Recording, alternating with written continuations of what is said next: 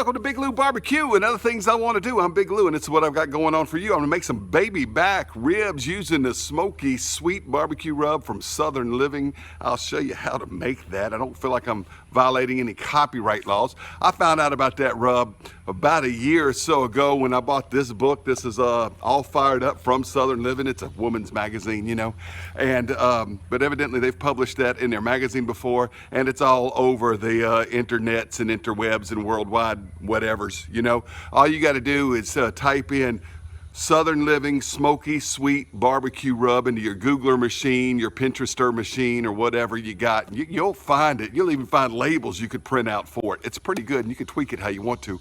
I've been messing with it for about a year, and I like it with hot smoked paprika.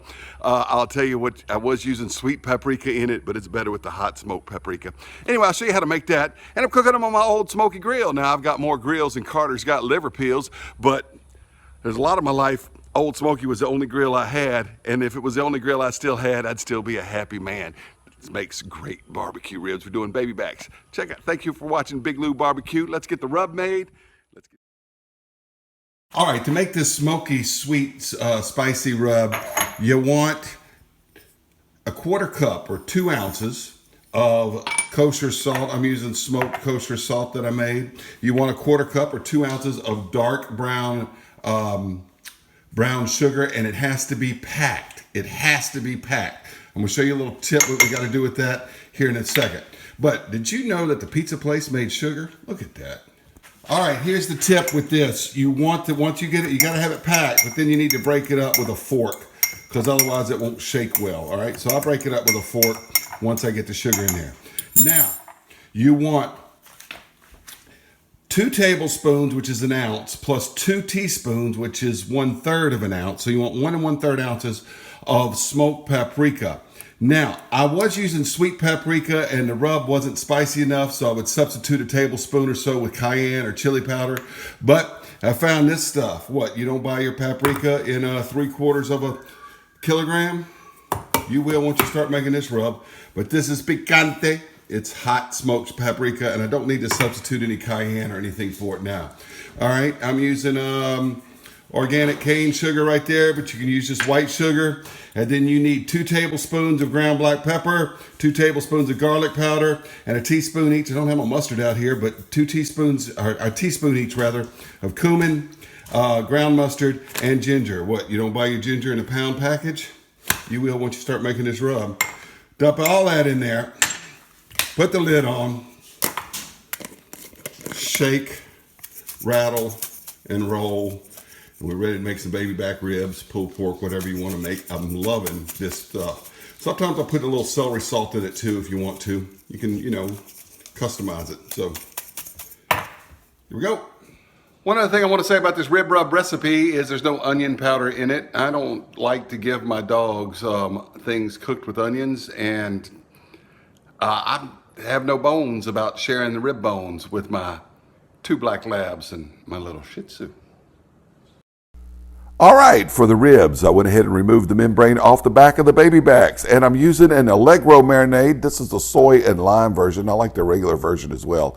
This soy and lime version also has horseradish and garlic and stuff like that in it. If you don't have it, just use the Worcestershire sauce and soy sauce mix. And now we put on that Smoky-Sweet barbecue rub that we made, and now it's time to go out for the grill thrill. I moved the charcoal plate all the way over to one side. That leaves a little bit more air for the charcoal snake. I run the charcoal snake about halfway across the diameter, and I light it in the center with a paper towel soaked in corn oil, and then we put on the flip side grate. This flip side grate sure does make it easier to adjust the snake when we need to and replenish the coals when we have to. Now it's time to put the ribs on, and I just lay them on, one in front, one in back, bone side down, and I leave them like that the whole way. Let's make the mop sauce. Okay, so I've got the old Jack LaLanne power juicer ready to go, and I've got a couple apples, green apples that I'm going to use to juice up right there to make our mop sauce. If you've never used one of these things before, if you put like one of those grocery bags inside the stuff for all the pulp, it makes it easier to clean up.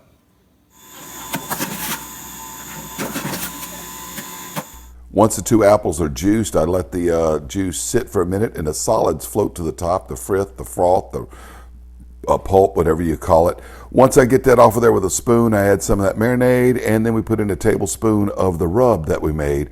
And then we put the lid on it and shake, rattle, and roll, and we've got us a mop sauce. You can't ask for much better than that now, can you? Top is the pit temp. And I wouldn't mind if it went on up to 250 or so. I really wouldn't. Anyway, they've been on for about an hour, so it's time to baste them with that mop sauce we made. All right, let's have a look at these. They're looking good. And you can see, I don't know if you can see where that charcoal chain is. Let's see if we can move this down a little bit. It's about right here and about right there. And it's going to take another hour or so for it to get to the ends. When it does, I'm going to add more charcoal and it's going to come right back. And about the time I run 2 of them like that, these should be about done, just under 4 hours. Now, a lot of people say use a spritz bottle, not a mop. Well, this isn't competition barbecue, okay? And I'm not trying to win any money here. I'm just trying to make good backyard barbecue. And a mop is a lot easier to clean than a spray bottle. It just really is. So they say you're taking some of the rub off. Well, remember I put some of the rub in this mop sauce. So I've got no problem using a mop. I've tried the spray bottles, but then cleaning that spray head out gets to be difficult. And then I got to wind up buying a new one and keep this mop over and over and over. So I've got no problem with the mop, and with the silicone mop, the rub doesn't come off too much. So we're just going to keep a mop like that, and I'll probably mop them again in an hour, and it'll be time to replenish the coals at that point in time. All right, we are just about 3 hours or so in. I'm not exact sure of the time, but I did move the grill in under my patio because I'm afraid of a thunder shower. It's starting to thunder a little bit. But you see the temperature did get up to around 250, and that's just fine with me. And the temperature on the ribs there is reading about 158 because that's never really accurate. We're going to have to do it with a probe test to see if it's real tender. But the snake is just about to burn out. So let's get that changed. All right, let's see what we're looking at here. Of course, I've already peeked at it. And you see, I don't know if you can see this on the video. Let me see if I can zoom in a little bit. The ribs are looking good. I just basted them again with that mop sauce. And right here, the charcoal's just got about 2 more to go. And right there, and all in this area, it's kind of empty. Let me refocus this camera and we'll make the change. All right, well, you can see what we're doing now that it's refocused. This flip up grate sure does make it easy. And what I'm gonna do with these long tongs, don't reach your hand in there, guys, it's hot, is move any coals that are still burning over here to the edge of each one of these little snakes. They're on the last coals have lit at the end. Just pile them up over here. And now we're gonna and then I'm gonna sweep out these ashes. Just sweep them right on down the side. And that's why we moved that charcoal plate all the way over to that edge. Now, fill this back up with charcoal and let it run back this way. I probably don't need to do the whole thing for these ribs. I expect them to be cooked within the hour. But if I was doing a pork butt or something, I would just keep running the snake that way and then back to the center and then back out and then back to the center. And for 8 hours, I can do that. Like I said, it took about 3 hours for it to get this far. So you do that about twice. And I cooked the pork butt last weekend, just like that. I'll have to do one on camera for you. Like I said, this flip side grate sure does make it easy. I'm just gonna pour the coals in here. And that should be enough.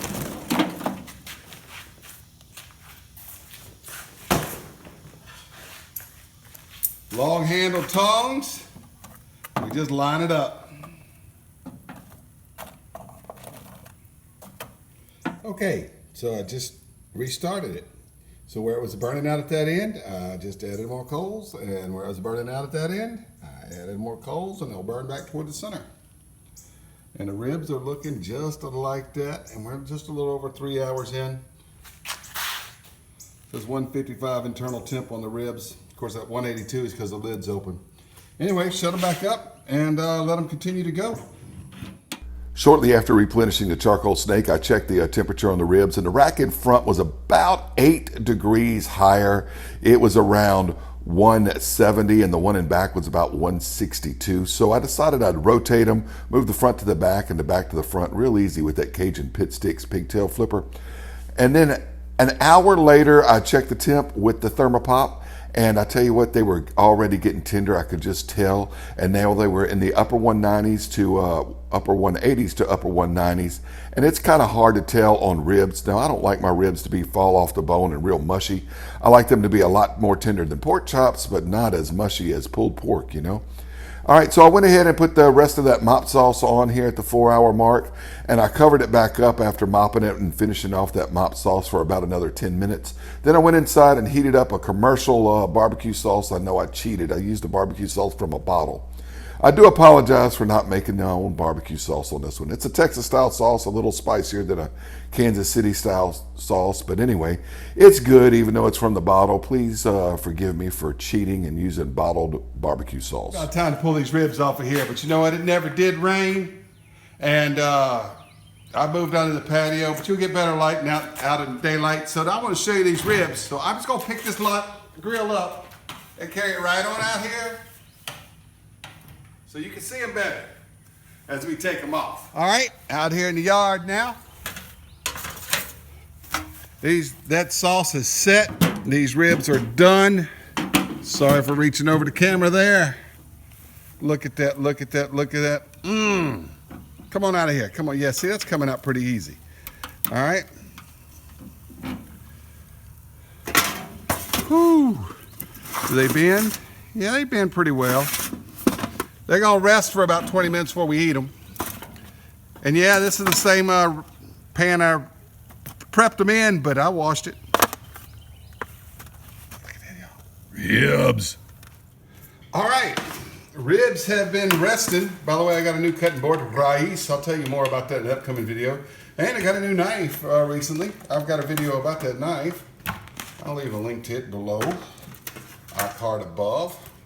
All right, you want to see what the bottom looks like? I know y'all haven't looked at the bottom of these ribs the whole time. And there's sorry about that.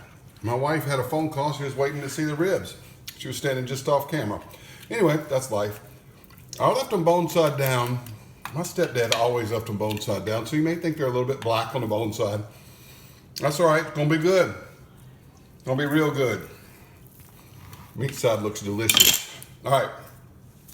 Let's cut them, and we'll flip them over bone side down and cut them. Now, there may not be much smoke ring because I didn't have a lot of smoking wood. And if there is smoke ring, I'll be surprised.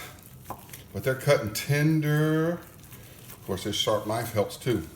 You're getting anxious, aren't you? Look at that. Ooh, there is a little smoke ring there. Baby backs. All right, I'm gonna get these cut up. We'll do a taste test.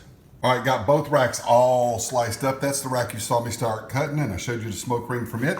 And we'll take a middle one piece from right here, show you what it looks like. And there's a little bit of smoke ring too, which surprises me because I did not use very many wood chips at all. I had just maybe 4 or 5 pieces of hickory chips left, and that's what I put on top of the coal snake right as they started smoking. So anyway, these are gonna be good. Let's taste test them.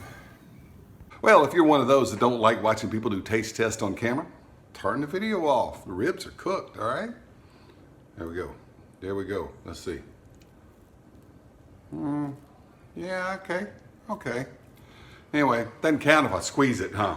I gotta get one that's squeezed. This is that rack you did not see me cut. Right there. To the bone. Oh, tender. Baby backs are always tender.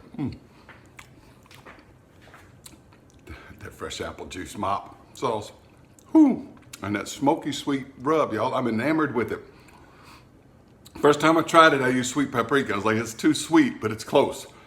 You know, started substituting chili powder, started substituting cayenne for a little of the paprika. Those are all been good, but that hot paprika, hot smoked paprika, not sweet smoked paprika, the hot smoked paprika from Spain, makes this rub excellent, y'all, excellent.